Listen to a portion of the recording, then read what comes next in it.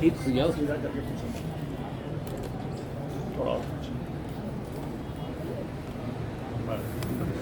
चालू है ये। ओम नमो भगवते परमहंसास्वादित चरण कमल मकरंदाय भक्त जनमानस निवासाय श्री रामचंद्राय श्री हनुमते नमः। श्री गुरुचरण कमलेभ्यो नमः।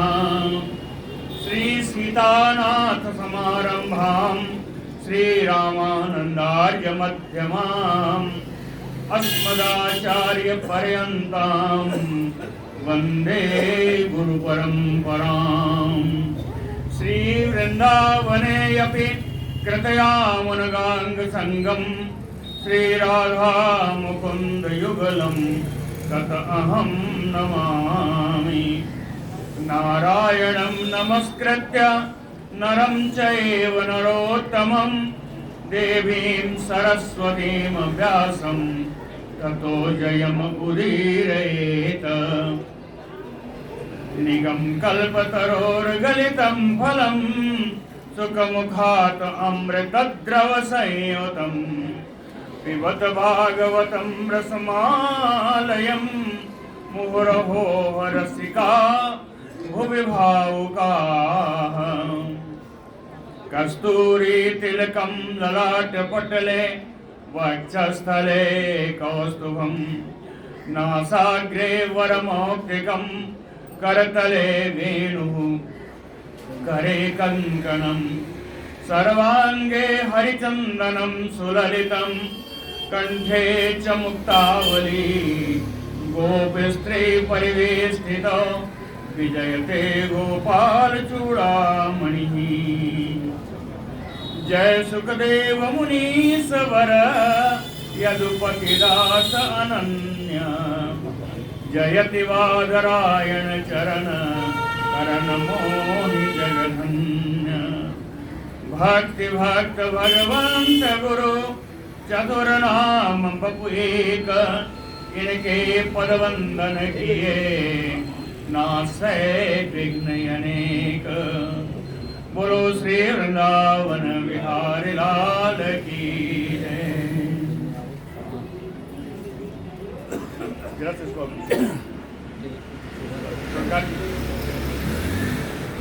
इसको पीछे दे दे। इसको जरा और पीछे कर इसको यहाँ पे। अरे यार एक अच्छा अच्छा हो बस हाँ।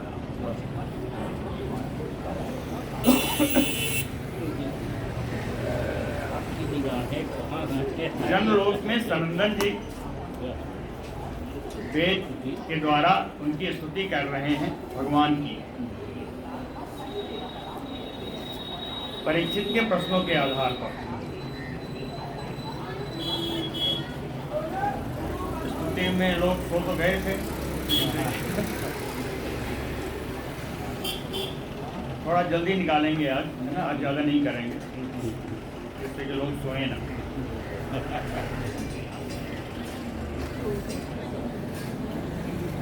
क्वा इहनु वेद वत अवर जन्म लयो अग्रसरम यद उदगात ऋषि यम अनुदेव गणा उभय तर्हि न सन् असद उभयम न चकाल जवः किमपि न तत्र शास्त्रम अवकृष्य सईति यदा।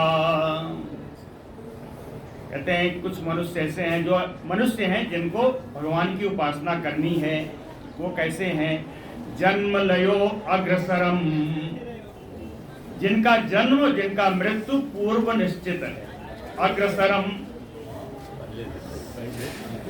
इनको उन भगवान की महिमा का वर्णन करना है जिनका ना जन्म है ना ही अंत है, जो अनादि है, जो अनंत है। उन भगवान की महिमा का वर्णन करना उनको है जिनका जन्म भी निश्चित है और मृत्यु भी निश्चित है। तो यह कैसे संभव है? उन अनादि अनंत भगवान की महिमा पूर्व निश्चित जन्म और मृत्यु वाले व्यक्ति कैसे कर सकते हैं?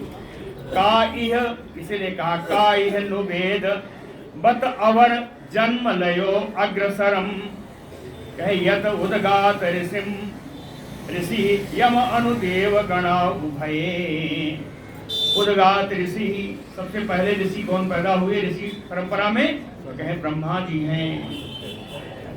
उदगात ऋषि, उनके बाद देवगणा उभये, दो प्रकार के देवता आए, मुख्य रूप से दो प्रकार के देवता आए। ये दो प्रकार कौन है? कहे एक निवृत्त रूप वाले आए, एक प्रवृत्त रूप वाले आए। निवृत्त रूप वाले जो देवतागण थे जैसे सनकादिक हैं और नारद जी हैं, ये निवृत्त रूप के हैं, निवृत्त मार्गी हैं। और प्रवृत्त मार्गी मरीच आदि जितने प्रजापति हैं सब प्रवृत्त मार्गी हैं।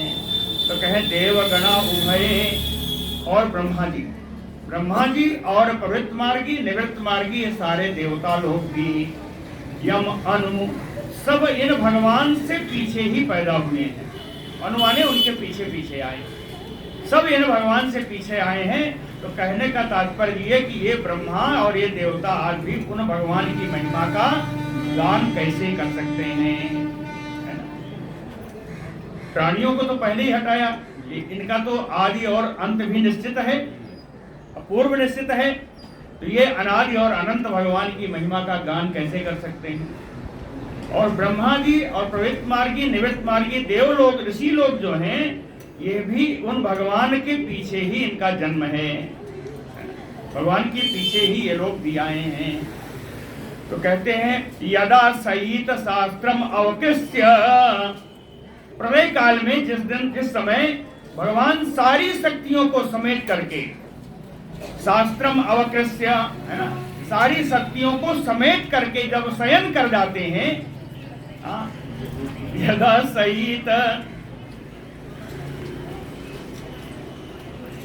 सहित शास्त्रम अवकृष्य किमपि न तत्र, तब कहीं कुछ भी रह नहीं जाता।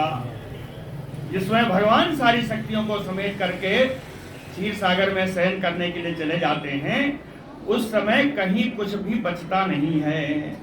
किमपि न तत्र, कहे कौन कौन चीज? कहे तरहि न सत्र असत उभयम, कहे स्थूल सृष्टि आकाश आदि, आकाश आदि स्थूल सृष्टि भी नहीं बचती। उभय यानी दो प्रकार की सृष्टि है ना, तो स्थूल सृष्टि और सूक्ष्म सृष्टि। तो सूक्ष्म जगत जो आकाश आदि का है वो भी नहीं रहता, और सूक्ष्म जगत स्थूल जगत और सूक्ष्म जगत जो महत तत्व अहंकार आदि का है वो भी नहीं रहता, दोनों ही नहीं रहते। तरहि न सत्र असत उभयम, और इन दोनों के सृष्टि के द्वारा उत्पन्न होने वाला शरीर किससे चलता है? कहे शरीर का निमित्त है काल है, समय है। तो काल जो न च काल जो, तो समय का खंड या समय का अवयव क्षण मुहूर्त आदि भी नहीं रहते। तो आपकी महिमा कैसे संभव है? कहने का समझ गए ना? का इहनु वेद बत अवर जन्म लयो अग्रसरम, यत उद्गात ऋषि यम अनुदेव गणा उभये। तरहि न सत्र सत न असत उभयम न च काल जवः, किमपि न तत्र शास्त्रम अवकृष्य सहित यदा। कहते हैं कि इतने नहीं, सारे शास्त्र आदि भी आप ही लेकर के समेट करके सो जाते हैं, तो शास्त्र आधार भी नहीं बनता आपकी गणना करने का, आपका गुणगान करने का। इसलिए स्मृतियां कभी निर्गुण नहीं हो सकती, अरे सगुण नहीं हो सकती। इनका अंततो गत्वा इनका जो उद्देश्य है वो निर्गुण ही है। जनिम अस्तः सतो मृतम उतात्मनि एचभिदाम, त्रिगुणमृतम अस्मरन्ति उपदिशन्ति च आरोपितैः। त्रिगुणमयः पुमान इति भितायत अवोधकृता, तो इन ततः परत्रसा भवेत अवबोधरसे। कहते हैं कुछ लोग ऐसा मानते हैं कि जनिम असतः, ये जो प्रकृति है वो असत प्रकृति है, असत प्रकृति है ना? कुछ लोग ऐसा मानते हैं कि इस जगत की उत्पत्ति ही असत होती है, शुरू से ही सब लोग दुष्ट ही होते हैं। कुछ लोग ऐसा मानते हैं। ये कौन है? ये वैशेषिक मतावलंबी है। जो वैशेषिक वैशेषिक का मतलब जानते हैं? हिंसा प्रेमी। जो वैशेषिक मतावलंबी हैं वो ये मानते हैं कि प्रकृति जन्म से ही असत है, जन्म से ही प्रकृति असत है। कुछ लोग मानते हैं सतोवा कि सद्गुणी मतलब प्रकृति है। इनमें कुछ लोग समय के विकार से या बुद्धि के विकार से दुष्ट हो जाते हैं, वो अलग बात है, लेकिन प्रकृति सत्य है। ये पतंजल मत वाले हैं, ये पतंजल मत वाले हैं। कहे मतिम उता। कुछ लोग ऐसे हैं, कहते हैं सत्य बुद्धि आदि के नष्ट हो जाने पर मुक्ति प्राप्त होती है, ऐसा मानते हैं। ऐसा मानने वाले लोग कौन हैं? कहें ये न्यायिक लोग हैं। और मुक्ति का उन्होंने 21 प्रकार बताए हैं और 21 न्यायिकों ने अपना अपना मत दिया है। 21 प्रकार की मुक्तियां हैं, 21 प्रकार के इनके न्यायिकों का भेद है ना। ये न्यायिक लोग हो गए। कहे आत्मनि एच भिदा। और दूसरे लोग जो आत्मा को ही अनेक मानते हैं, आत्मा को ही जो लोग अनेक मानते हैं,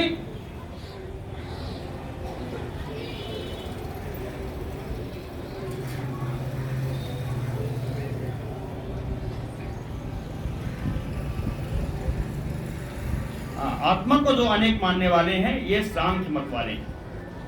ये सांख्य मत वाले आते हैं कि आत्मा एक नहीं है, आत्मा अनेक है। और एक मत और भी रह गया है, कहें विपणम। कल भी बताया था ना, लेन देन का हिसाब किताब है। कहें कर्मों के अनुसार प्रकृति होती है, कर्मों के अनुसार जीव की उत्पत्ति होती है। ये कौन है? ये मीमांसक लोग हैं, ये मीमांसक लोग हैं। तो 5 तरीके की प्रकृति यहाँ पर भेद हैं। जनिम असतः, है ना, असत प्रकृति होती है। दूसरे लोग कहे सत प्रकृति होती है। तीसरे लोग कह रहे हैं सतो गुणों में विकार आने से जो बुद्धि खराब होती है, वो बुद्धि अगर भगवान में लग जाए तो विभिन्न प्रकार के मोक्ष प्राप्त होते हैं। ये न्यायिक लोग हैं। आत्मनि एच भिदा, आत्मा अनेक प्रकार की होती है, ये सांख्य लोग हैं, है ना। विपणम, और कर्म के अनुसार प्राप्त होती है, ये मीमांसक लोग। तो ये 5 प्रकार के लोग हैं। कहें स्मरन्ति। इसी प्रकार इन भेदों के भ्रम में जीव घूमता रहता है। संसार के लोग बिना तमाम प्रकार के उपदेशक हैं। इतने अगर मत हैं तो इतने उपदेशक भी तो हैं। तो इन्हीं के उपदेशों में संसार का सांसारिक प्राणी भ्रमण करता रहता है और चित्त उसका भ्रमित हो जाता है। आरोपितैः उपदेशन्ति। विभिन्न प्रकार का आरोप करके विभिन्न प्रकार के उपदेश लोग दिया करते हैं। कहते हैं ऐसे लोग जो अबोधकृता, जो अज्ञानी हैं, जो अज्ञानी है, जिनके अंदर ज्ञान नहीं है, कहते हैं त्रिगुणमयः पुमान्। वो परम पुरुष परमात्मा को ही त्रिगुणमय बता देते हैं। जबकि परमात्मा कौन है? कहे अवबोधर से परद्रसा, जिनका अज्ञान से जरा कहीं का भी नाता नहीं है। अवबोध रस से, अज्ञान रस से, अज्ञान से उनका कोई परे है। लेकिन कुछ लोग ऐसे हैं जो अज्ञानी लोग हैं, उन भगवान को त्रिगुणमय मानते हैं, जबकि भगवान का अज्ञान से कोई संबंध नहीं है। भगवान तो एक रस हैं, कोई न ततः परत्र। इसलिए आपके आनंद स्वरूप, ज्ञान स्वरूप में कहीं कोई भेदभाव नहीं है ना। इससे चलेंगे तो आज भी पूरा नहीं होगा। इसलिए अब हमने थोड़ा सा ये बनाया है कि आपको इस श्लोक में क्या दिया है, क्या बताएंगे, उतना हम बताते चलते हैं। बाकी पूरी व्याख्या में जाएंगे तो 2 श्लोक में आधे घंटा लगेगा, है ना। इसलिए 28 श्लोकों की स्तुति है।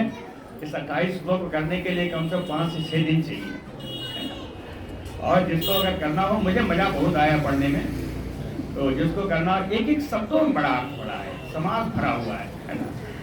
तो मैंने पढ़ा है, बता मैं सकता हूँ, लेकिन अभी बहुत टाइम लग जाएगा और सब लोग खुश हो जाएंगे। तो सतयो मनः त्रिवृत्त्वये विभाति असदा मनुजात सद्भि अवृष्यन्ति शेषम इदम आत्मतया आत्मविदः न हि विकृतिं त्यजन्ति कनकस्य तद आत्मतया स्वकृतम अनुप्रविष्टम इदम आत्मतया अवस्थितम्।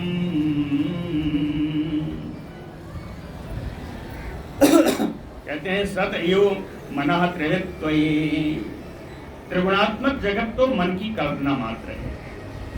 जो लोग त्रिगुणात्मक जगत को मानते हैं वो मन की कल्पना मात्र है। सतयो मनः त्रिवृत्त्वये विभाति असत अमनुजात, है ना। त्रिगुणात्मक जगत नहीं है। जगत में जिस गुणों को आप अपनाएंगे उस गुणों के आप अनुयायी होंगे। सात्विक रहें, राजसी रहें या तामस रहें, पूरा जगत त्रिगुण में नहीं हो सकता। सत कहें आत्मविदः आत्मतया, जो आत्मा को जानने वाले लोग हैं, आत्मज्ञानी पुरुष जो हैं, वो आपको आत्मा रूप से ही सत्य मानते हैं। इस श्लोक का तात्पर्य इतना ही है कि जो आत्मज्ञानी लोग हैं आपको आत्मा रूप से बिल्कुल सत्य मानते हैं, है ना। एक उदाहरण दिया है इस श्लोक में ही कि न हि विकृतिं त्यजन्ति कनकस्य तदात्मतया। कनक माने सोना, सोना में बड़ा विकार आए, कुंडल बने, जंजीर बने, कुछ बने, है ना, लेकिन मूल तत्व उसका सोना रह जाएगा। इसीलिए इस सोने को परखने वाले लोग उसमें जान लेंगे कि यह सोना ही है। तो जो आत्मज्ञानी लोग हैं वो आपको आत्मा के अतिरिक्त कुछ नहीं मानते, है ना। ये पूरा भाव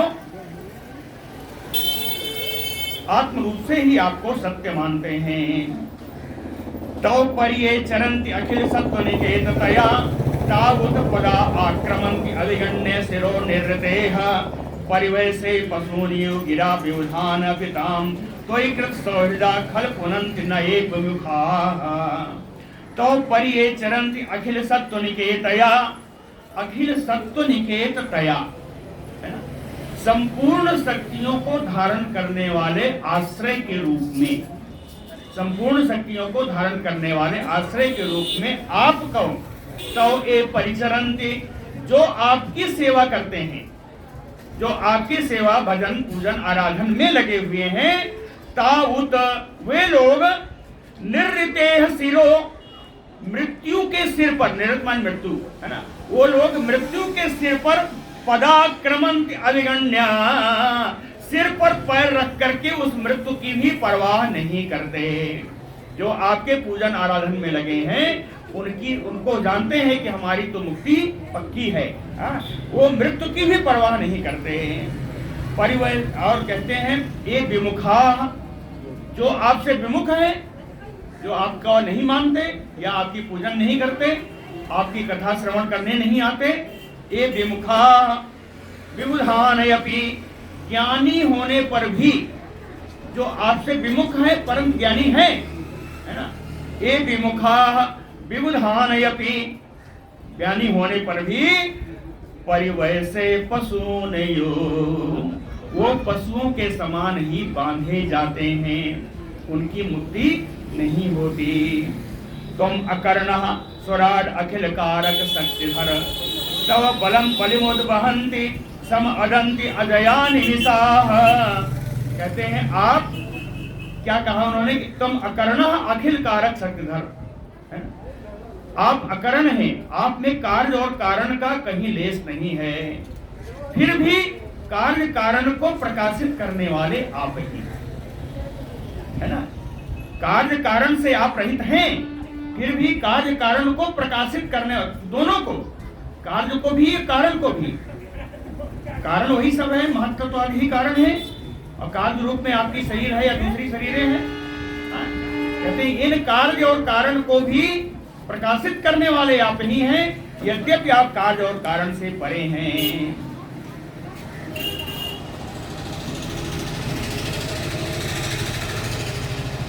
वर्ष भुजो अखिल छिदपते यो विश्वसृजो विदधति यत्र ते अधिकृता भवतश्चकिताः। एक उदाहरण दिया है, कहें वर्ष भुजो अखिल छिदपते, जो सम्राट लोग हैं, जो महाराजा लोग बनते हैं यहाँ पे, वो क्या करते हैं, वर्ष भर आपसे कर लेते रहते हैं, कर लेते रहते हैं, कर लेते लेते वो सम्राट बन गए, है ना, राजा बन गए। इसी प्रकार हम लोग जो पूजा, साधारण मनुष्य जो पूजा करता है, ये पूजा किसी न किसी देव को लक्ष्य करके की जाती है। कि आज कृष्ण भगवान की पूजा करनी है, आज इंद्र भगवान की पूजा करनी है, आज गुरु खराब है, गुरुदेव की पूजा करनी है ना, मंगल की करनी, किसी करनी, कहे किसी न किसी देव को लक्ष्य करके हम लोग जो पूजा करते हैं, जिन देवों की, उन देवों की पूजा वे देव लोग अपनी पूजा ब्रह्मा जी को पहुंचाते हैं। तो देवताओं की पूजा ब्रह्मा जी के पास गई और ब्रह्मा जी की पूजा अंततोगत्वा आपके पास पूर्ण पर ब्रह्म के पास आती है ना। इसी प्रकार कहते हैं एक व्यक्ति की पूजा किसी रूप में की जाए, अंततोगत्वा ओह परम पुरुष परमात्मा आपकी ही पूजा होगी ना, आपकी ही पूजा मानी जाएगी। स्थिर चर जातया स्यो अजोत्थ निमित्त युजो विहर उदीक्षया यदि परस्य विमुक्तः नहि परमस्य कश्चित् अपरो न परश्च भवेत् विपद्यत इवा पदस्त तव शून्यसुरां दधतः। कहे कि स्थिर चर जात्या सूर्योदयो निमित्त युद्धो, इसमें बड़ा सुंदर भाव है। इसका अर्थ इतना ही है कि हे ईश्वर आप परम दयालु हैं, हाँ ईश्वर आप परम दयालु हैं। विहर दीक्षा यदि परस्य में मुक्तः, कहते हैं कश्चित अपरो परश्च ना भवेत। हे भगवान इतने दयालु हैं कि आपका तो कोई अपना अपना है, ना कोई पराया है। कश्चित परो अपरो ना भवेत, आपका न कोई अपना है, ना पराया है। विहर उदीक्षया परस विमुक्तः, कहते हैं भैया इतने ज्यादा हैं कि आप अप्रमेय हैं। अप्रमेय का अर्थ कि मन और वाणी के द्वारा आपका वर्णन किया ही नहीं जा सकता, इतने अप्रमेय हैं। और अंतिम पंक्ति में कहा बियति उपदस्तो शून्य तुलाम ददतः, आपको कितना भी माने आप केवल सत्य स्वरूप हैं, आप परम सत्य हैं। अपरिमिता ध्रुवा तनुभृतो यदि सर्वगता तर्हि न सास्यते नियमो ध्रुवेनाइतरथा। भगवान क्या है, भगवान कहते हैं इन प्रकृति और कारण, प्रकृति और जीव इन दोनों के नियंता हैं, प्रकृति और जीव इन दोनों के नियंता हैं। तो अगर नियंता हैं तो प्रकृति और जीव से उत्कृष्ट होना ही होगा, क्योंकि निम्न गुण वाला व्यक्ति उच्च गुण वाले व्यक्ति पर शासन नहीं कर सकता, ठीक है ना। कहते हैं कोई भी राजा होगा अगर उसमें गुणवान नहीं है, अपनी प्रजा से ज्यादा वो सहनशील नहीं है, ज्यादा गुणवान नहीं है, तो वो आप पर शासन नहीं कर सकता। तो इसीलिए कहा अपरिमिता ध्रुवा तनुभृतो, जो शरीरधारी लोग हैं उनका बल, उनका परिमाण, उनके गुण आपकी अपेक्षा अवश्य न्यून है, अवश्य ही न्यून है। अगर नहीं होगा तरही ना, अगर इनका गुण न्यून नहीं होगा तो शास्यत इद नियमो ध्रुव इधर था। तो यह तो शाश्वत नियम है कि आप उन पर शासन नहीं कर सकते, यद्यपि आप इन प्रकृति और जीव के नियंता हैं। अगर नियंता है तो निश्चित इन जीवों से उत्कृष्ट कोटि के गुण आप में हैं। अजन नयतमयम तद विमुच्य नियंत्री भवेत, जो भी गुण है इन सब गुणों को छोड़ करके भी आप नियंता हैं, यानी गुणों से न लिप्त होते हुए भी आप नियंता हैं। तो यह कैसे हो सकता है। आपसे विमुख होने पर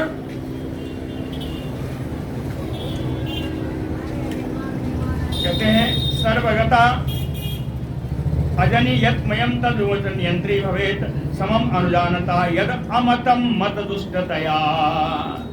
आपको बताया विभिन्न प्रकार के मत वाले हैं, विभिन्न प्रकार के मत जो रखते हैं वो परस्पर द्रोही हैं। दुष्टतया लिखा है ना, वो परस्पर विरोधी हैं। परस्पर विरोधी होते हुए भी अंत में वो भजन आपका ही करते हैं।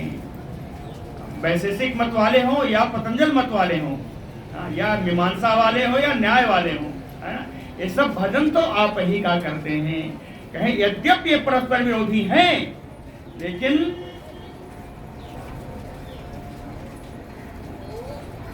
इन सबसे आप ही परे हैं, है ना, इन सबसे आप परे हैं, ऐसा अर्थ बताया है। न घटत उद्भव प्रकृति पुरुषयो अजयो, न घटत उद्भव प्रकृति पुरुषयो अजयो, कहते हैं प्रकृति और पुरुष ये दोनों ही अजन्मा है। पुरुष तो भगवान है और प्रकृति उनके द्वारा की हुई जो सृष्टि है, कहते हैं सृष्टि या महत्त्ववाद ये भी तो अजन्मा ही है। तो कहते हैं प्रकृति और पुरुष दोनों अजन्मा हैं, लेकिन उभय युजा, जब ये दोनों मिलते हैं, उभय युजा भवन्ति असुवृतो जल बुद्बुदवत, जब ये दोनों मिलते हैं परस्पर एक दूसरे से, तभी इस प्रकार की सृष्टि होती है जो जल का बुद्बुद है ना। जल का बुद्बुद जल का स्वभाव नहीं है, जल में वायु का संयोग होता है, तब जल में बुलबुले बनते हैं। जल अपने से तो उसमें बुलबुला नहीं आता, तो इसीलिए प्रकृति और जीव के संयोग से ही यह सृष्टि सारी होती है।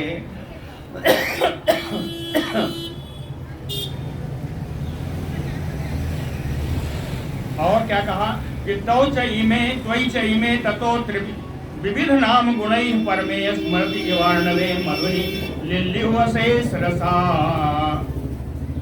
और विभिन्न प्रकार के जीव अंत में जब प्रलय का समय आता है तो ये सारे जीव आप में ही समा जाते हैं, आप में ही समा जाते हैं। इसके इन्होंने दो उदाहरण दिए हैं, है ना। सरितयु अर्णवे, जैसे विभिन्न प्रकार की नदियां चारों तरफ से बहती हैं, अंततो गत्वा वो जाके समुद्र में ही मिलती हैं, है ना। तो ये जितने भी जीव चारों तरफ घूम रहे हैं, जिस समय प्रलय आएगा उस समय समुद्र रूप आप में ही जाके समा जाएंगे और वहां कोई भेद नहीं होगा कि कौन कहां से आया। विभिन्न मत रखने वाले ये सारे जाके एक ही जगह आपका लय होना है, लय निश्चित है और एक ही जगह होना है। वहां जाने पर इनमें भेद भी किया नहीं जा सकता, कौन कहां है इसका कोई भेद नहीं हो सकता। दूसरा लिया कि मधुन लिल्यु अशेष रसा, मधुमक्खियां तमाम प्रकार के फूलों पर बैठ करके फूलों का रस इकट्ठा करती हैं और उसको लाकर अपना भोजन उसी छत्ते में आके बनाती हैं। और प्रत्येक प्रकार का जो मधु का छत्ता है उनमें किस फूल का रस आया है यह पता नहीं होता, लेकिन शहद या मधु जो है हर छत्ते से निकलती है और उसका स्वरूप एक ही होता है ना। मधु का स्वरूप एक ही होता है। किस फूल के रस से कौन सा शहद बना इसको अलग नहीं किया जा सकता। उसी प्रकार जितने भी जीव हैं वो सब आपके आके मिल जाते हैं, वहां कोई भेद नहीं रह जाता। दो उदाहरण के द्वारा हमारी समझ से पूरा स्पष्ट कर दिया होगा। नृसुतो माया भ्रमम, हे भगवान ये जितने प्राणी हैं आपकी माया से भ्रमित होते रहते हैं। आपकी माया से जीव आपकी माया से भ्रमित होते रहते हैं, है ना। नृसुतो माया भ्रमम ईशु अवगत्य व्रतम त्वयि सुधियो, लेकिन जो विद्वान व्यक्ति हैं, है ना, जो विद्वान व्यक्ति हैं, भावम अनुप्रभम कथम अनुवर्ताम भव अवयम तो यद भृकुटी,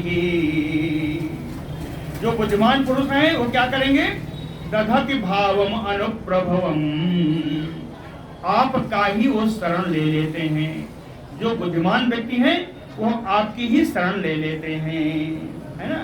जो शरणागत हो गया, जो शरणागत हो गया, कथम अनुवर्तताम भव भयम तव यद भृकुटी, है ना। कहते हैं जो शरणागत हो गया उसे किसी भी प्रकार से इस संसार का भय, जन्म मृत्यु का भय नहीं रह जाता, नहीं रह जाता। जो आपके शरणागत ले गया, सृजति मोह त्रिनेमि अवसरेणु शरणेषु भयम, जो आपके शरण में गया उसको कोई भय नहीं रह जाता। कारण क्या है, उन्होंने एक चीज बताया है, भव भयम तव यद भृकुटी ही, आपकी भृकुटी, आपकी भवों का टेढ़ा होना ही ये काल चक्र है। ये काल चक्र है। भवें आपकी टेढ़ी हुई तो समझ लीजिए काल चक्र विपरीत हो गया। और भवें सामान्य है तो सामान्य काल चक्र चलता रहेगा, है ना। तो नृसुतो माया भ्रममी, यह आपकी माया से ही यहाँ के प्राणी संसार में भ्रमण करते रहते हैं।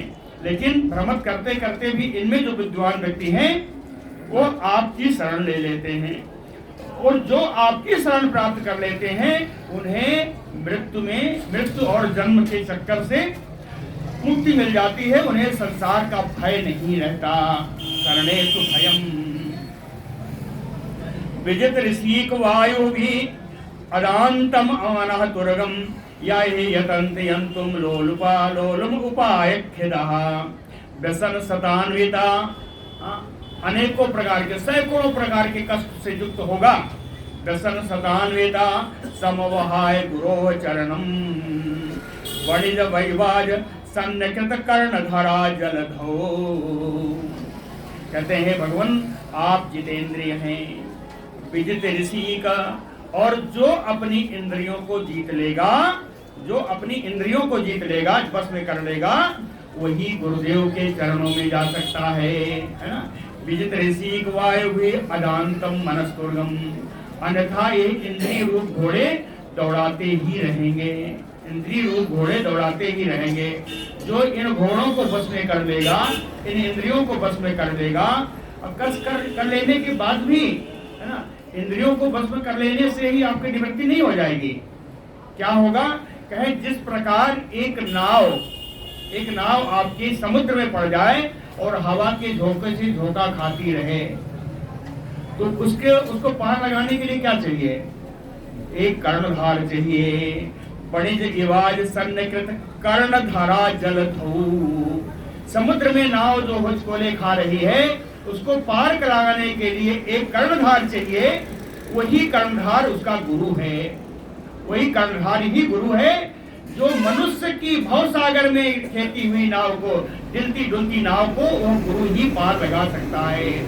इसलिए दो चीजें करना जरूरी है संसार से पार होने के लिए, एक तो इंद्रियों को बस में करिए और दूसरा सतगुरु अपनाइए। वो गुरु ही आपको रास्ता दिखाएगा इस सागर से पार होने का। स्वजन सुतात्म दार धन धाम धरा सुरथैः त्वयि सति कृणा नृणाम श्रेयत आत्मनि सर्वरसे इत सद अजानताम मिथुनतो रतये चरताम सुखयति कोणय स्वाप्यते स्वानिरस्त भगे। कहते हैं स्वजन सुता आत्म धन धाम धरा सब क्या है, अपने लोग कहिए, अपने पुत्र कहिए, अपनी आत्मा, अपनी पत्नी, अपना धन, अपना घर, ये पृथ्वी, क्या हमारी इतनी जमीन है ना, थोड़ी थोड़ी जमीन के लिए झगड़े होते रहते हैं ना।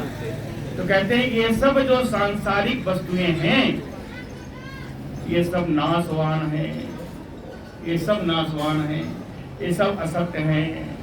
त्वयि सत्य केंद्रनाम श्रेयत, इन सबको छोड़ करके, इन सबको नाशवान वस्तुओं को छोड़ करके जो आपका आश्रय लेता है, त्वयि सत्य केंद्रनाम श्रेयत सर्वरसे, जो एक रस से सब जगह विद्यमान है, सब जगह एक रस जो विद्यमान है भगवान, उन भगवान का आत्मा के रूप में मानते हुए जो इन आत्मा की शरण लेता है, इस सदा जानता में चरताम, उसका कल्याण होता है। और जो इनको ना मान करके घर गृहस्थी के सुख में भोगता रहता है, पड़ा रहता है, कहते हैं सुख को अनुही, उसको सुख कहाँ से प्राप्त होगा। जो भगवान के शरण में नहीं गया, इन्हीं विषय भोगों को भोगते भोगते पूरी जिंदगी समाप्त कर दी है ना, उसको सुख कहाँ से प्राप्त होगा। स्वाभिहिते निरस्त भोगः,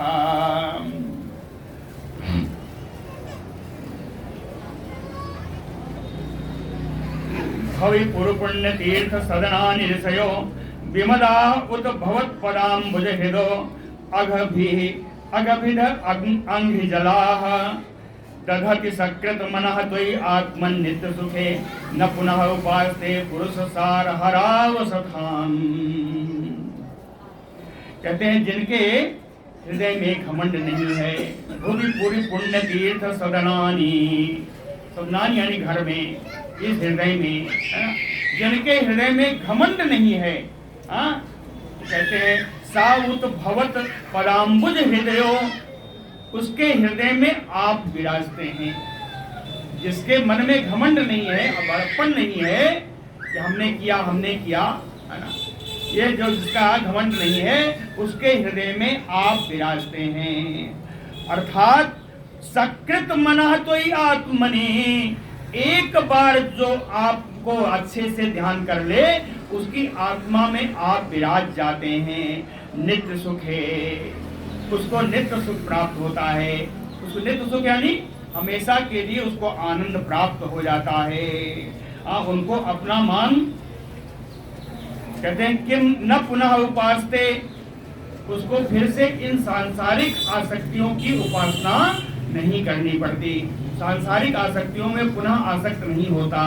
अगर एक बार भी आपको सच्चे हृदय से अपना मान ले तो आप उसके हृदय में विराज जाते हैं। शर्त यही है कि उसके हृदय में घमंड नहीं होना चाहिए। पुरुष को घमंड कभी नहीं करना चाहिए। पुरुष यानी प्राणी को कभी घमंड नहीं करना चाहिए। सत इदम उत्थितम सीदति चेत ननु तर्क हतम व्यभिचरति क्वाचा।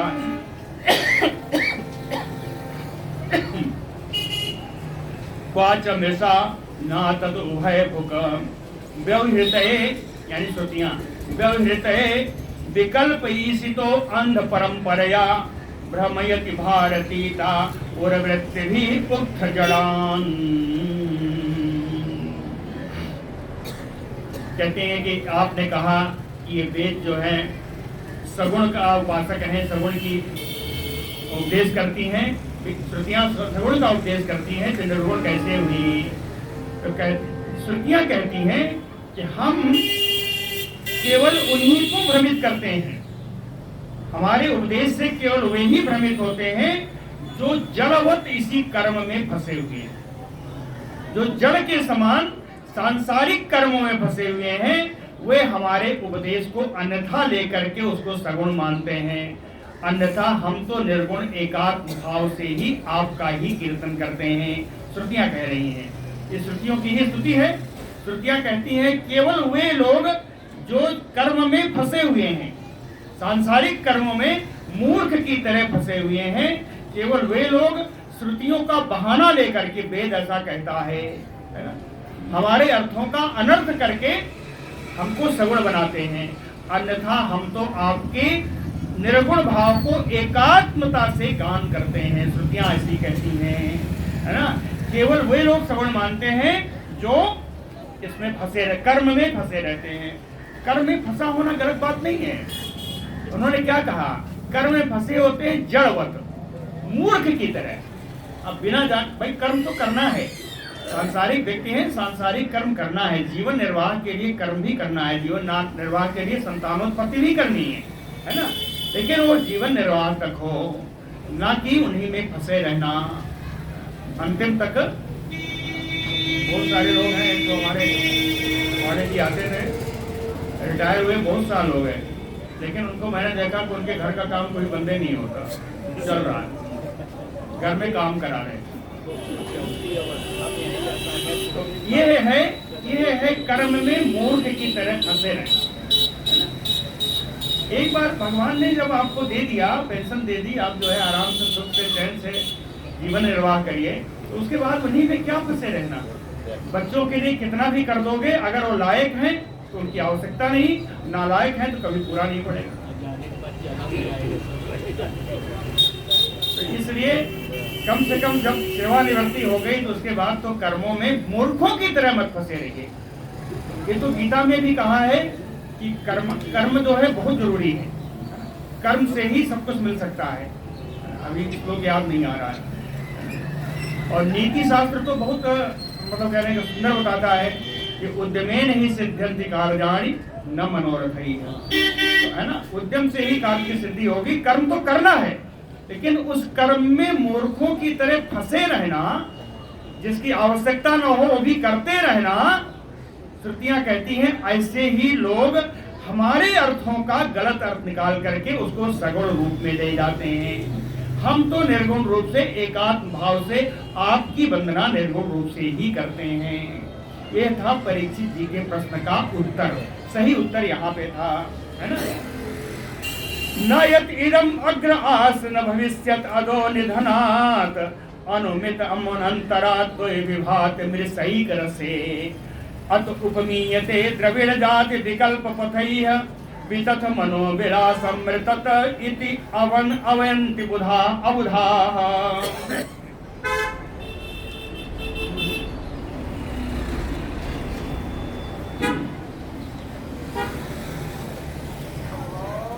कहते हैं या न इदम अग्र आस न भविष्यतु निधनात्।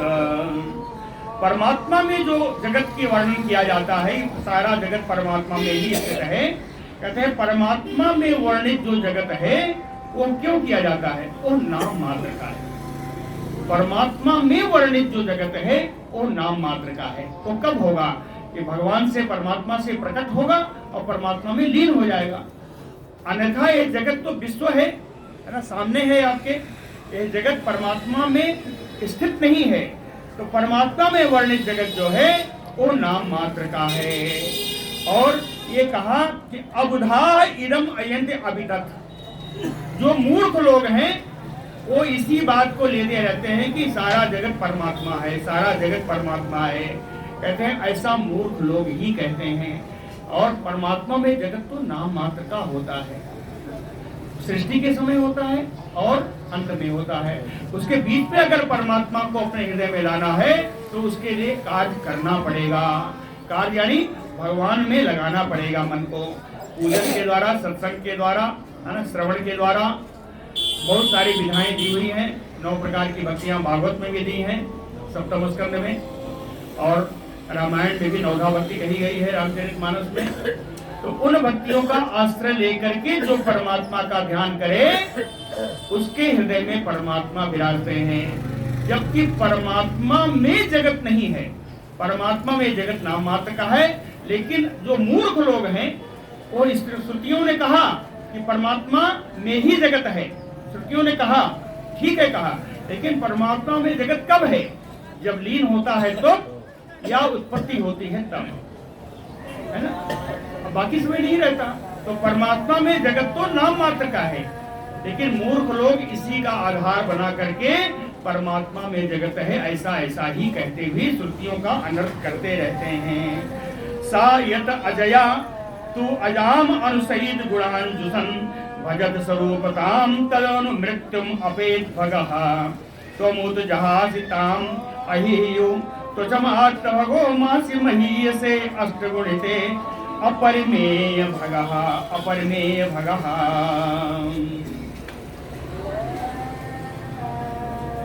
सा यत अजया त्वजाम अनुसहित। कहते हैं आप जो है अविद्या या माया से, है ना, सा यत अजया, अजया माने माया, तो अजाम अनुसहित गुणांच, है ना, माया और अविद्या के किसी गुणों से आप संबद्ध नहीं होते।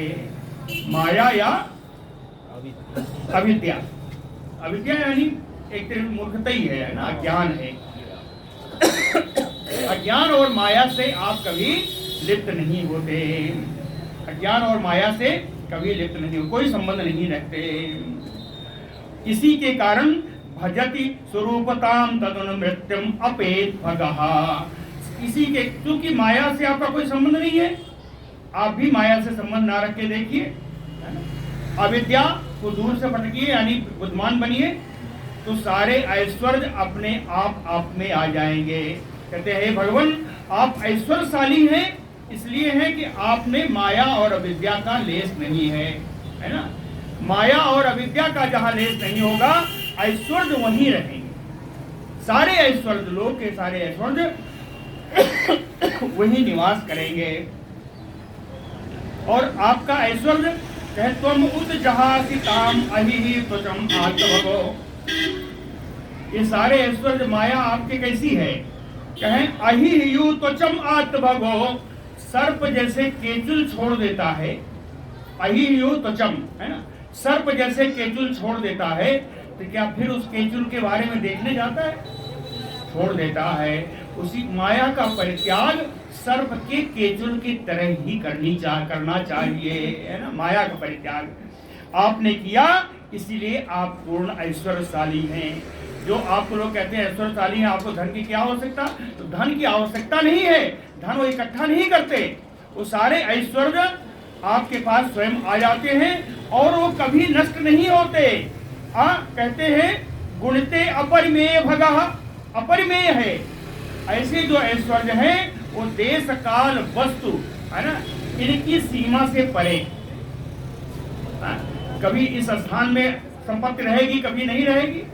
कहे हमने तो इलाहाबाद में घर बनाया, लखनऊ में क्या होगा? तो ऐसा नहीं। जो ऐश्वर्य माया को हटाने से मिलेगा वो ऐश्वर्य आपका इलाहाबाद में भी रहेगा, लखनऊ में भी रहेगा, है ना। यह ऐश्वर्य अनादि ऐश्वर्य है। यह ऐश्वर्य जिस ऐश्वर्य की बात हो रही है, कहते हैं देश की, काल की, वस्तु की सीमा से परे, है ना। इनकी सीमा से, इनकी परिधि में इन ऐश्वर्यों को बांधा नहीं जा सकता। यदि ना समुद्धरंति यदयो हृदय काम जटाए, बड़ी काम की चीज है ना। ये आपको बहुत मिल जाएंगे, बहुत मिल जाएंगे। यदि ना समुद्धरंति यतयो, कहते हैं यति सन्यासी लोग जो हैं, यदि काम जटा, बढ़िया जटा जो धारण कर लेंगे, पीला वाला या लाल वाला कपड़ा पहन लेंगे। कहते हैं दुरधिगमो असताम, अगर उनका हृदय शुद्ध नहीं हुआ और वो बुराइयों में फंसे हुए हैं, तो कहें गतो अस्मृत कंठ मणि, उनकी स्थिति वही होगी जैसे एक व्यक्ति कहता है मेरी मणि गिर गई, मेरी मणि गिर गई, मुझे पता नहीं लग रहा है कहाँ गई, और उसको जिंदगी भर ढूंढता रहा, मणि थी कहाँ? गते असमृत कंठ मणि, उसके कंठ में ही वो मणि थी, लेकिन उस मणि को जीवन भर उसने ढूंढा कि मेरी मणि कहीं गिर गई। कहने का अर्थ क्या है? जो भगवान की भक्ति आपके सामने है, आपने जटाजूट लगाया, बेस बनाया भगवान की भक्ति के लिए, लेकिन भगवान का भक्ति ना करके आप ढोंग करते रहे, तो ढोंग करते रहे, तो वो भक्ति आपके पास ही थी, आप उसको जीवन भर ढूंढते रहे। गतो अस्मृत कंठ मणि असुतृप योगी नाम, कहते हैं ऐसे साधक, जो साधक हो या योगी हो, दोनों को कहा है। असुतृप योगी नाम, जो साधक हो या जो योगी हो, उनकी साधना या उनका योग व्यर्थ है अगर उनका इंद्रिय विकार समाप्त नहीं हुआ, है ना। ये उसी तरह होगा, कहते रहेंगे कुछ, करते रहेंगे कुछ। अवगतान अनविरूढ़ पदार्थ भवतः, इनको क्या होगा? कहें ये कभी भी स्वर्ग आदि लोक प्राप्त नहीं कर सकते, इनको हमेशा नरक आदि लोकों की ही प्राप्ति होगी। अधिरूढ़ पदार्थ भवतः, जहां पर है वो स्थान से भी नीचे गिर जाएंगे। तो अवगमी न वेति भगवती अर्थ शुभा शुभयो गुण विगुणान त्वया तर्हि देह भृताम च गिरः अनुयगम अनुवहम सगुण गीत परंपरया श्रवण मृतो यह तुम अपवर्ग गति मनुजयी। बड़ी सुंदर श्लोक है ना। कहते हैं जिसे आपके वास्तविक स्वरूप का ज्ञान हो जाता है, तो अवगमी, है ना, जिसको आपके वास्तविक स्वरूप का ज्ञान हो जाता है, न वेति भवत उत्थ शुभा शुभयो, वो आपके द्वारा प्रदत्त शुभ या अशुभ वस्तुओं के चक्कर में नहीं फंसता। जिसको आपके वास्तविक स्वरूप का ज्ञान हो गया, तो अवगमी न वेति भवत उत्थ, आपके द्वारा ही प्रदान की गई शुभ और अशुभ वस्तुओं में, भोगों में वो नहीं फंसता, है ना, नहीं फंसता। आपकी कर्ता क्या है? कहें सगुण गीत परंपरा अनुयगम अनुहम, आपकी कथा श्रवण करता रहता है, आपके लीला चरित्र का हमेशा उसको ध्यान करता रहता है। श्रवण भृतो यह तू अपवर्ग गति मनुजयी, कहते हैं आपके सुन करके आपको हृदय में ऐसा सुंदर बैठा लेता है कि उसकी परम गति भी आप ही बन जाते हैं, है ना। अनुयुगम अनुअहम सगुण गीत परंपरया श्रवण भृतो, श्रवण करके आपके उस स्वरूप को, आपका वास्तविक स्वरूप जिसने जाना वही है ना, तो आपके उस वास्तविक स्वरूप को हृदय में बैठा लेता है। यह तुम अपवर्ग गति मनुजयी, ऐसे मनुष्यों की, ऐसे प्राणियों की परम गति तो आप ही हैं। ऐसे मनुष्यों की परम गति तो आप ही हैं। द्विपदय एव तेना ययो अन्यम अनंततया त्वम अपि यद अंडराय निचया ननु सावर्णा खायो रजांस वान्ति वैसा सायश्रुतयः त्वयि फलन्ति अतन्निरसेन अवत निधनाः। द्विपतय, द्विपति कौन है? इंद्र ब्रह्मा आदि सब कहें। इंद्र ब्रह्मा आदि कहते हैं ते ना ययो अनंततया, आपके गुण अनंत होने के कारण ये ब्रह्मा इंद्र आदि भी आपका वर्णन करने में समर्थ नहीं है। समझ में आया? द्विपतय एवते ना ययो अंतम अनंततया, वो भी अंत तक नहीं पहुंच सके। क्यों? कि आपके गुण अनंत हैं, आपकी लीलाएं अनंत हैं। इसलिए ब्रह्मा आदि देवता भी आपको नहीं पा सके। कहें कैसे अनंत हैं? कहें यमपि यदंत अंडरांड निचया ननु सावर्णा खायो रजान शिवांति वैसायत श्रुतयः। कहते हैं श्रुतियां भी यही कहती हैं, श्रुतियां भी यही कहती हैं कि आपके अनंत होने के कारण, कहते हैं हम श्रुतियां आपकी महिमा का गान नेति नेति करके कहते हैं। आपकी महिमा का गान वेद क्या करता है? कहते हैं नेति नेति, नेति नेति वेद का ही वाक्य है ना। कहते हैं वेद जो है नेति नेति करके कहता है कि ना इति ना इति, अर्थात हम आपको पूरा गान नहीं कर सकते आपके महिमा का। क्यों नहीं कर सकते? कहे कि ये इतने ब्रह्मांड हैं कि जैसे वायु में धूल के कण अगर कहीं से झरोखे से दिखाई पड़े तो कहते हैं जैसे धूल के कण उसमें चलते रहते हैं, उसी प्रकार इन 7 आवरणों के बीच में स्थित जो ये विश्व है ना, 7 आवरण में है ना, सप्तद्वीप हैं, सप्त सिंधु हैं, तो कहते हैं इन 7 आवरणों के बीच में जो ये ब्रह्मांड है, ये विश्व है, इसके अंदर उस धूल के कण के समान अनेक ब्रह्मांड विचरण कर रहे हैं। तो किस ब्रह्मांड में कौन से भगवान है, उन भगवान के कौन से गुण है, इसलिए अनंततया अंतम ना, अनंत होने के कारण इसका अंत नहीं हो सकता। जैसे ब्रह्मा इंद्र आदि भी अंत नहीं पा सकते, वैसे ही हम श्रुतियां भी आपके गुणों का अंत नहीं पा सकते। त्वयि फलन्ति अनिरसेन भवत निधनाः। कहते हैं ऐसे ही वर्णन करने में समर्थ नहीं है। और क्या कहते हैं अंत में जो लिखा ना, त्वयि फलन्ति अतिनिरसेन भवत निधनाः। और जब इस संसार का प्रलय होने लगता है तो आपकी पूरा जीवन, पूरे इस काल में, जिस समय जब तक विश्व रहता है, पूरे काल में आपके गुणों का गान करते रहते हैं, लेकिन गुणों का गान पूरा नहीं हो पाता और अंत में आपके ही शरीर में हम लोग समा जाते हैं। अंत में हम शरीर में समा जाते हैं। यह थी श्रुतियों की स्तुति, जो मैंने बड़े सरल करके बताया। और मुझे बहुत ज़्यादा संतुष्टि नहीं है कि इसमें थोड़ा थोड़ा बताया कि इन श्लोकों में क्या लिखा है, हर शब्दों का अर्थ नहीं बताया, नहीं तो बहुत टाइम लग जाता। कल 10 श्लोक हुए थे मुश्किल से, और 1 घंटे से ज़्यादा लग गया था। उसी तरह अगर करते तो अभी कम से कम 3 दिन स्तुति चलती। और कल बहुत लोग सो गए थे, तो आज भी सो जाते हैं अगर उस तरह बता के। आज लेकिन थोड़ा इसीलिए अच्छा करके बताया कि लोग सोए नहीं, इसलिए यही बताना अच्छा है। हम ये समझते हैं यही बताना अच्छा है। बोलो भक्तवत्सल भगवान की जय। ये स्तुति यहाँ पूरी होती है। श्री भगवान उवाच। भगवान कौन है? वो नारायण जी जो कथा सुना रहे हैं, है ना। कौन से गांव में? कलाप ग्राम में।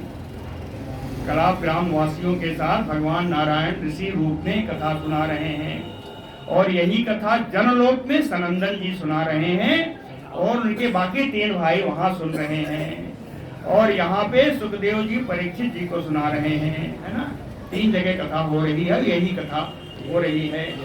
तो श्री भगवान उवाच, उनके सामने मेरा कुछ नहीं है। श्री भगवान उवाच इति एतत् ब्रह्मणः पुत्रा।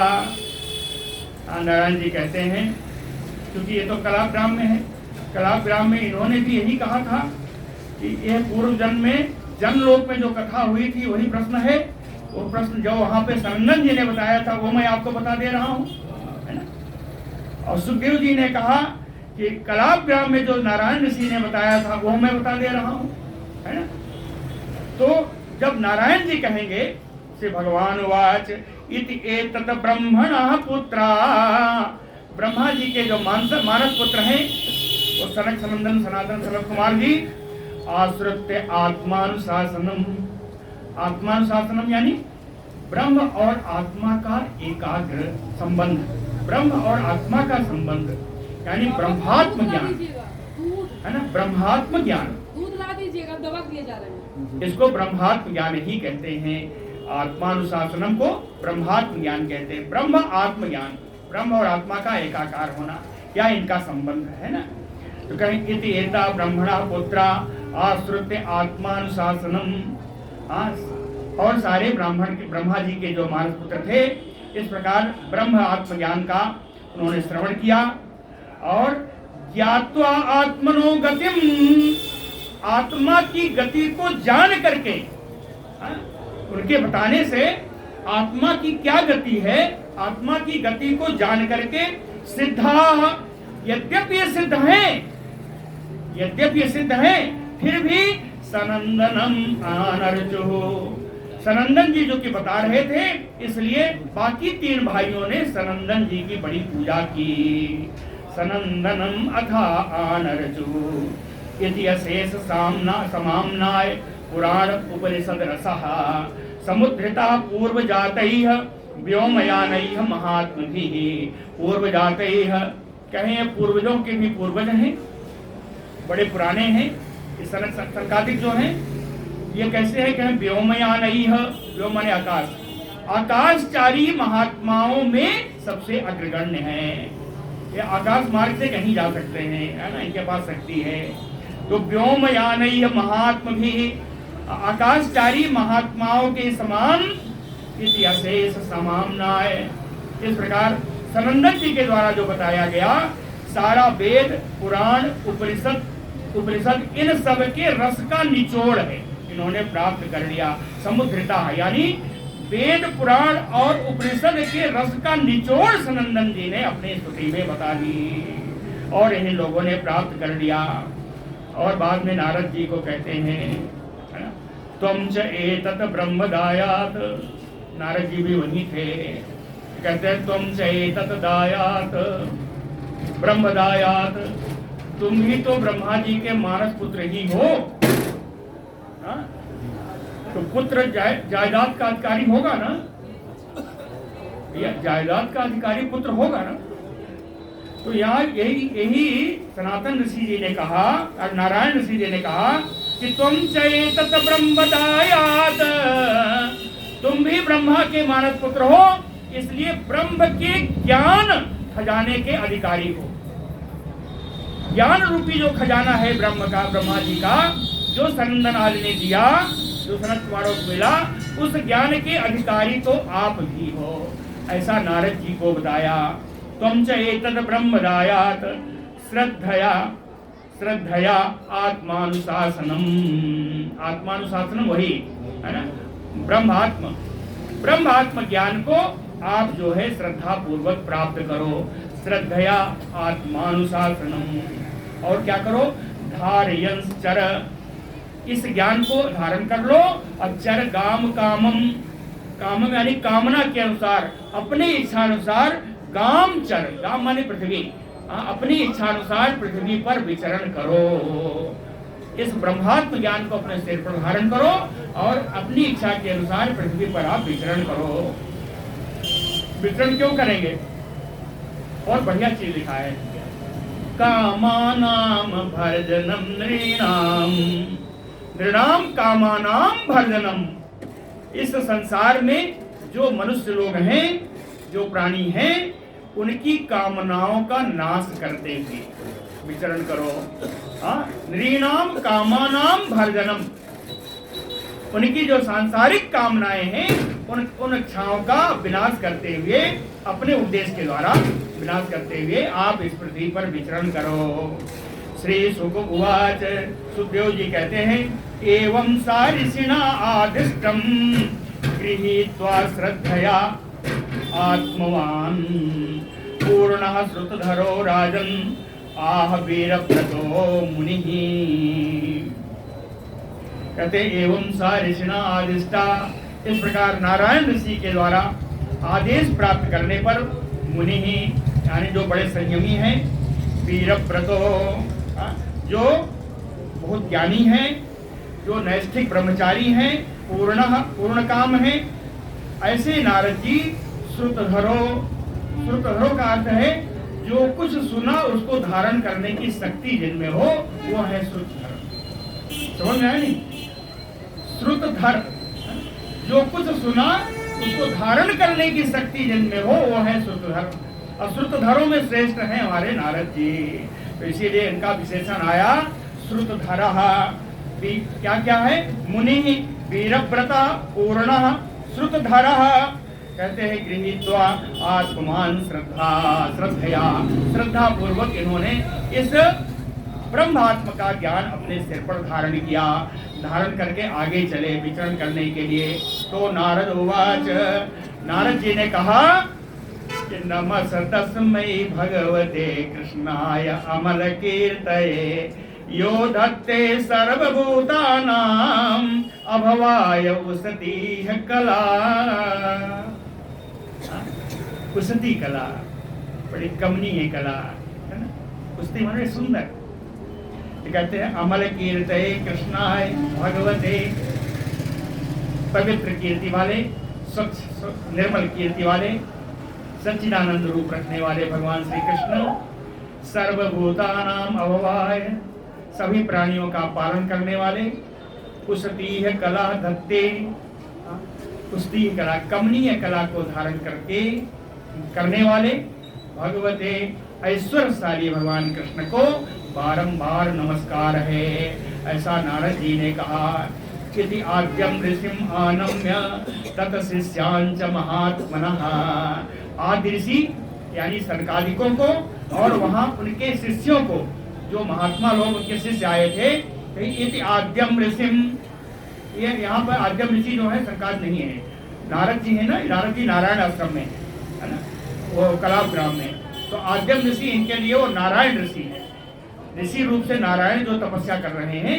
कहते हैं इति आद्यम ऋषिम आनम्य, आदि ऋषि नारायण जी को और तत् शिष्यान, उनके शिष्यों को जो महात्मा लोग हैं, आनम्य, उनको नमस्कार करके नारद जी कहाँ गए? कहे मैं पितु, सुखदेव जी कहते हैं मेरे पिता द्वैपायनस्य आश्रमम अगात, मेरे पिता द्वैपायन श्री व्यास जी के आश्रम में नारद जी गए। सभाजितो भगवता कृतासन परिग्रह, वहां व्यास जी ने इनका बड़ा स्वागत किया, मेरे पिताजी ने इनका बड़ा स्वागत किया, बैठने के लिए आसन दिया, इनकी पूजा की। तस्मै तद वर्णयामास नारायण मुखाश्रितम, और व्यास जी से जो कुछ नारायण ऋषि से के मुख से इन्होंने सुना था वो सब व्यास जी को इन्होंने बता दिया। अब व्यास जी ने इसमें भागवत में लिख दिया और सुखदेव जी कहते हैं वही मैंने आपको बता दिया, है ना। सुखदेव जी कह रहे हैं कि सभाजितो भगवता, परंपरा आनी चाहिए ना, परंपरा आनी चाहिए। नारायण ऋषि ने कहा मैंने परलोक जनलोक में सुना था, नारायण ऋषि से नारद जी ने सुना, नारद जी से उनके द्वैपायन जी के घर गए और वहां पर जो कुछ सुना था द्वैपायन व्यास जी को बताया और व्यास जी ने उसको श्रीमद् भागवत में लिख दिया। श्री सुखदेव जी कहते हैं वही कथा हे परीक्षित राजा परीक्षित आपको मैं बता रहा हूँ, है ना, ये लिखा है एतद वर्णितम राजन, इसलिए हे परीक्षित जी जो कुछ लिखा था वो मैंने आपके सामने वर्णन कर दिया। यत् नः प्रश्नः कृतः त्वया, हमें ऐसा लगता है कि आपने जो प्रश्न किया था उसका उत्तर आपको मिल गया होगा। यह सुखदेव जी कह रहे हैं परीक्षित से कि इति एतद वर्णितम राजन यत् नः प्रश्नः कृतः त्वया यथा ब्रह्मणि अनिर्देशे निर्गुणे अपि मनश्चरेत। ये आपको मालूम हो गया होगा कि ब्रह्म जो है वो अनिर्देश हैं, यानी मन और वाणी से उनका वर्णन नहीं किया जा सकता। निर्गुण है, किसी गुण से उनका कोई लेना देना नहीं है, इसीलिए मन को उसमें स्थापित करना होता है। जो अस्य उत्प्रेक्षक का मतलब कल्पित है ना, जिनकी कल्पना की जाती है ना, इस विश्व का जो संकल्प करते हैं, जो अस्य माने विश्व से उत्प्रेक्षक, जो इस विश्व के कल्पना करने वाले हैं। आदि मध्य निधने है ना, आदि में वही है, मध्य में वही है और अंत में भी वही है। अव्यक्त जीव ईश्वरो, जीव और ईश्वर के रूप में भी वही अव्यक्त रूप से विद्यमान है। यह सृष्टवा इदम, जो इस सृष्टि की, इस विश्व की सृष्टि करके अनिप्रविश्य, इसी सृष्टि में प्रवेश करके ऋषिना चक्रे पुरः स्थिताः, प्रवेश करके इसका नियंत्रण करते रहते हैं। वो भगवान कहते हैं, वो भगवान कैसे हैं, हम कैसे जाने? कहे सुप्ता कुला अयम यथा, जैसे ये शरीर, हम क्या करते हैं जब सो जाते हैं तो इस शरीर का कोई सुध बुध रहती है क्या? कहे जैसे सो जाने पर सुप्ता कुला अयम यथा अनुसई, सोने पर जैसे इस शरीर का कोई ध्यान नहीं रहता, इस शरीर कहा गया, कहे यह संपद्य, उसी प्रकार भगवान को प्राप्त करके जहियात अमी, जब जग जाते हैं तब शरीर का ध्यान आता है, तो कहते हैं उसी प्रकार भगवान का ध्यान करके, संपत्ति का अर्थ है भगवान का ध्यान करके, भगवान का ध्यान करके जहियात अजाम, इस माया को त्याग कर दीजिए। ते कैवल्यम निरस्त योनिम अवयम ध्यायेत अजस्रम हरिम, जो इन सारे काल कारण से परे हैं, जो भगवान जिनमें कोई भी चीज असत नहीं है, जो विद्या स्वरूप हैं, सत्य स्वरूप हैं, उन भगवान का अजस्रम हरिम ध्यायेत, अजस्रम यानी निरंतरम, हरिम कृष्णम ध्यायेत, ऐसे भगवान कृष्ण का निरंतर ध्यान करते रहना चाहिए, ऐसा उपदेश आया। बोलो भक्तवत्सल भगवान की जय। कल कथा बड़ी सुंदर है, इसलिए बता रहा हूँ कि आप सब बोर हो गए होंगे महिमा से, तो भगवान शिव की संकट मोचक कथा है।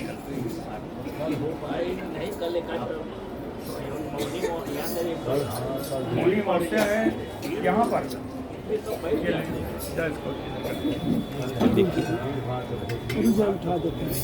बंद पहले कर दीजिए, बंद कीजिए। अरे